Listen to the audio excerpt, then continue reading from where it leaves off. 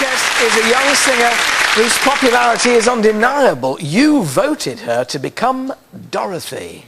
If happy little bluebirds fly beyond the rainbow, why, oh, why can't I?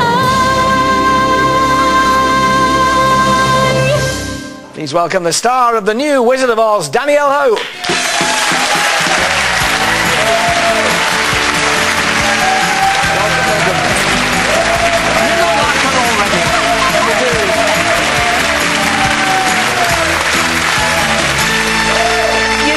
You look like Dorothy now. We always used to think, you know, Judy Garland with Dorothy, and now we look at your face and think, oh, it's Dorothy. I mean, you must be thrilled to bits, aren't you? Oh, it's incredible. It's such an amazing feeling.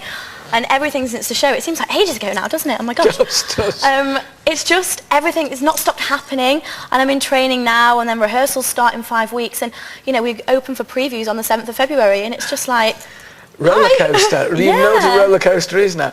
Now they're bringing Michael Crawford in, the original Phantom, to do the Wizard. Tell us about that. How exciting! It's really cool that I'm going to get to work with someone who knows the business inside out and can really teach me. He's almost like a father figure, and you know, because he knows the tricks and he knows the trade, and yeah, I'm really looking forward to it. And I think I'm going to learn a lot. Did you know when you won that he was going to be in it? No.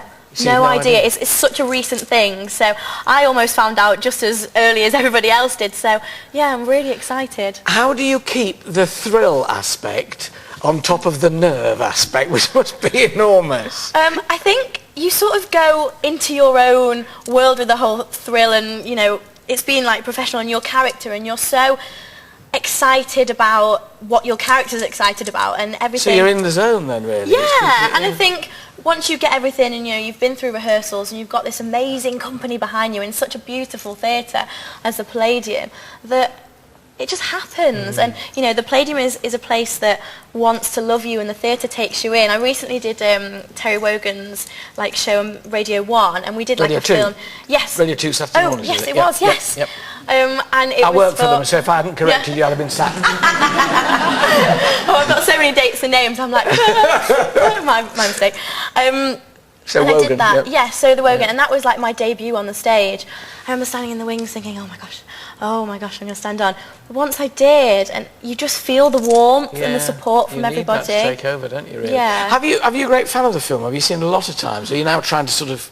You know, I've only ever seen it twice. I think it's probably wise. I think, it's not been for any sort of reason. Like, it's been like a childhood film. It's always on in the background at Christmas. But, yeah, I think I'm going to be different to Judy Garland, as any actress would be. You know, you don't go in a film and do exactly the same as anyone. So how different is the show going to be? Because we're told Tim Rice and Andrew Lloyd Webber for the first time in 30 years are writing extra numbers for it. So we're getting somewhere over the rainbow, and all, If I Only Had a Brain and et al. But we're getting new stuff as well. And much, much more. Everything is so fresh, and it's almost like the show's been given, because it's such a wonderful story anyway, and it's lived in people's hearts for such a long time, that now it's almost like we've just injected that little bit of life back into it. And yeah, I can't wait to sort of reinvent everything, but keeping the tradition and the love for the original characters, but just seeing where it goes, and you know, the new music. And do you know who your co-stars are yet? No, we only know Michael Crawford. We're still in the process of casting, so 5 weeks to go, and I'll find out who my family will be, I suppose, for the next however long. Now, there's lots of controversy always when someone like you is plucked from, you know, obscurity and put in a West End show. It's happened with, you know, Connie Fisher in Sound of Music. It happened with Jodie Prenger in Oliver.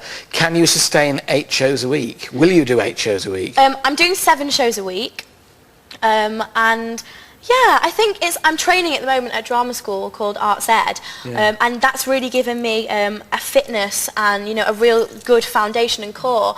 So yeah, I think it's just getting on and making sure that you're still excited about what you do, and that if you enjoy what you do as much as everyone else is, because you know what you're giving to other people, and it's what you give and the magic that you can give over to an audience. And for me, that's all I've ever wanted to do, and to be able to give that gift is incredible. And I think you use that to keep you going. And of course, you've got to look after yourself, and you know, vocally and physically. Well, but, one thing's absolutely certain: you don't lack an ounce of enthusiasm to do it. The very, very best of everything, ladies and gentlemen. Danielle Hope. Thank you.